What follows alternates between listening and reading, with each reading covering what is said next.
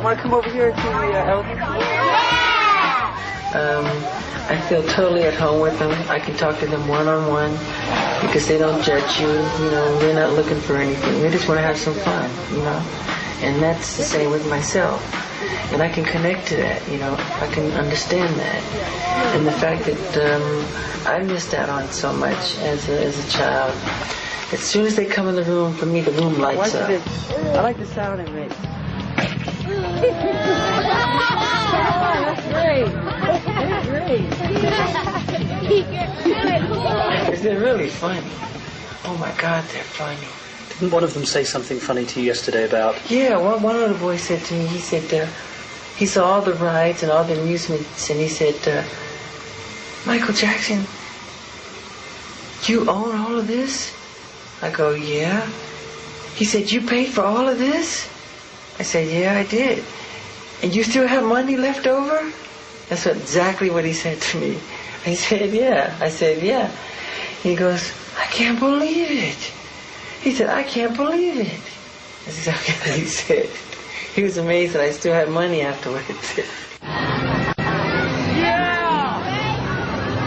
We're Make-A-Wish staff members, and we are escorting all the Wish families that came to meet Michael.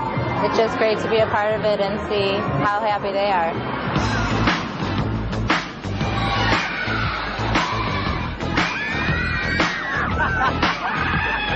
Everything is free.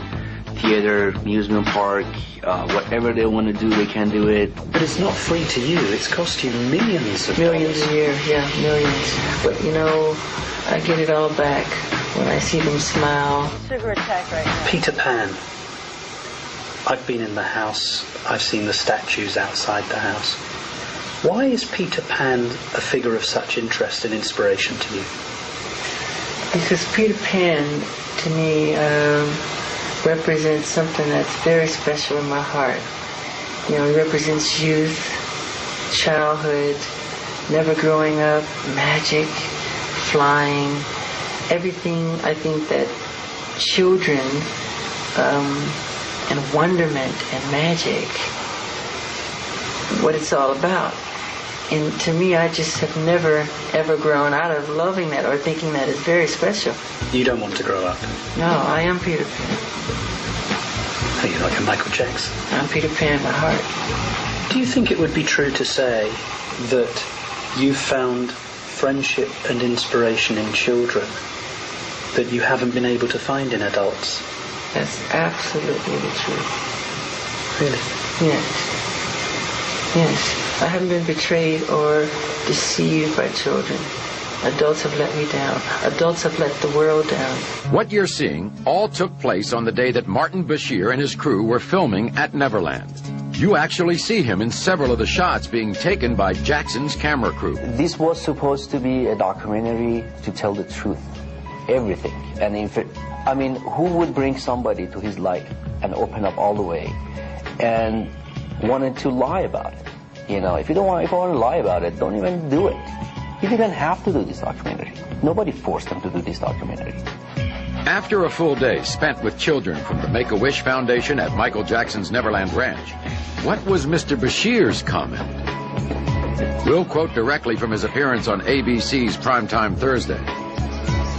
One of the most disturbing things is the fact that a lot of disadvantaged children go to Neverland. It's a dangerous place for a vulnerable child to be. Now, I'm not saying that I saw any evidence of Michael Jackson being involved sexually with any children. Quite the contrary.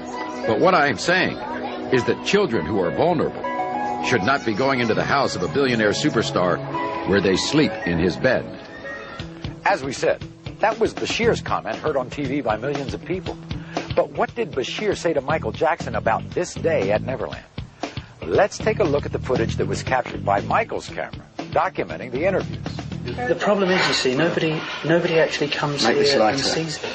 But I was here yesterday, and I saw it. And it's Right off the nothing name, short something. of a spiritually Bit front heavy. kind thing. He does it all the time. I know, And but I've a lot told of people him. See it. I know. A lot of people see it, but They never talk say about it, anything. and I've said this to him, and what I've wanted to convey is those two things. Yeah. And what we've had the privilege of doing this week is not only talking about the musical genius, but about what we saw yesterday, which was incredible.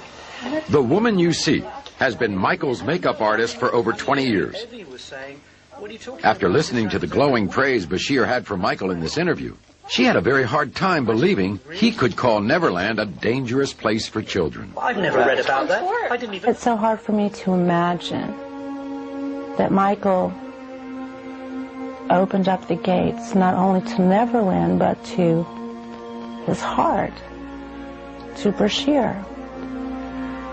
And I really thought that Bashir got it. It's getting And worse. like, he does, I mean, I can't tell you, I know with him, you never see anybody talk about that stuff. That what he pepper around does. a bit, so a bit. But when more on mine. Michael's talking, twist, but like when this- he's talking about the things that he's passionate about, it's obvious that it's in his eyes.